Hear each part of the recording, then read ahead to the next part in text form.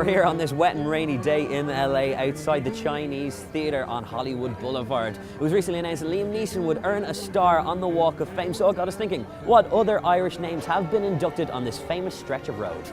I think we brought the weather with us.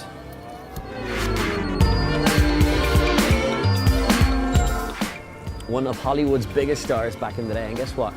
She is one of ours. Not born Maureen O'Hara, she was given that name by Hollywood in order to sound more Irish. She starred in legendary films like A Miracle on 34th Street and also The Quiet Man. She even counted John Wayne as one of her best friends. And guess what? She's still alive and breathing and being as legendary as ever at the age of 94. Since the Walk of Fame began, only 40 people have rejected the opportunity to be on it, including Julia Roberts, Clint Eastwood, and this man right here, George Clooney. You know what they say about small hands. Small feet. The only star on the list that's actually still working. He was born in Ireland, of course, but at an early age he moved to the UK. We still claim him. He played one of the most famous British spies, but we still claim him. He is Irish, isn't he? Here's Wikipedia.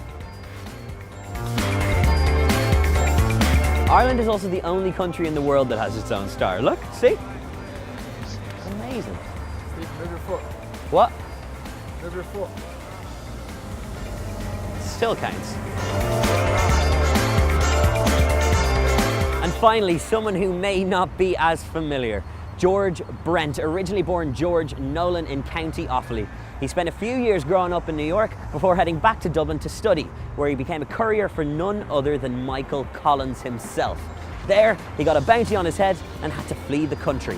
George went on to become a Hollywood icon, starring alongside Bette Davis in 11 movies. She even went as far as saying that he was her favourite leading man, which is quite poetic that I'm here, because that's exactly what Blonde says about me.